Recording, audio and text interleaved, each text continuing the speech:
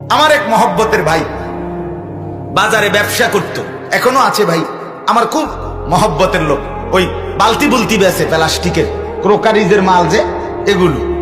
একদিন আমারই বলতেছে, হুজুর আমি এই ব্যবসাটা ছেড়ে দেব, আর ব্যবসা করতাম না। এটা কিছে কাছাকাছি আমার লগে ৬-৭টা দোকান দিছে আমার ফাট্টাফাট্টি করে, এই দোকানে বালতির দোকান, মানে সবে মিললে বালতি বেছে।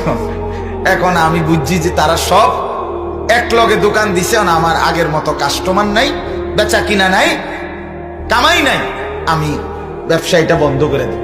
পরে আমার পকেটে তসবি ছিল, আমার তসবি গাড়িতে, তো তসবি পকেটে ছিল, পকেটের থেকে আমার ব্যক্তিগত তসবিটা ওনার হাতে দিয়া আমি বললাম, কালকে থেকে টাইম মতো দোকান খুলবেন, টাইম মতো দোকান বন্ধ করবেন, আর ক্যাশে বইয়া তসবি পড়বেন, সুবহানাল্লাহ, আলহামদুলিল্লাহ, আল্লাহু আকবার, লা ইলাহা ইল্লাল্লাহ, দুরূদ শরীফ সাল্লাল্লাহু আলাইহি ওয়াসাল্লাম, ইস্তিগফার, আস্তাগফিরুল্লাহ, এভাবে তাসবিহ পড়বেন।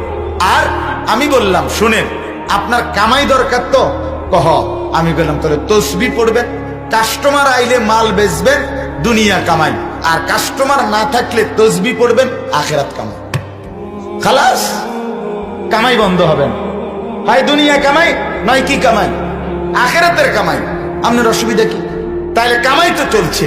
বেচারা আমার এই বস 6-7 মাস পরে একদিন হাসি মুখে বলতেছে, হুজুর তসবিহ চলছে, বেচা কিনা ধুমসে চলছে। কয় আমি এখন আমার তসবিহ দিয়ালার, কয় না এটাই তো হুজুর আমার বরকত। কয় না এইটা দিতাম না, তসবিহ দরকার আলগা 10টা কিনা নেন, মাগার এইটা দিতাম না আমি তসবিহ। এই জন্য বাপ আমার, বন্ধু আমার, আমরা প্রত্যেকে জিন্দেগি সুন্দর করি, যুবকদেরকে আগায় নেই। আল্লাহ তৌফিক দান।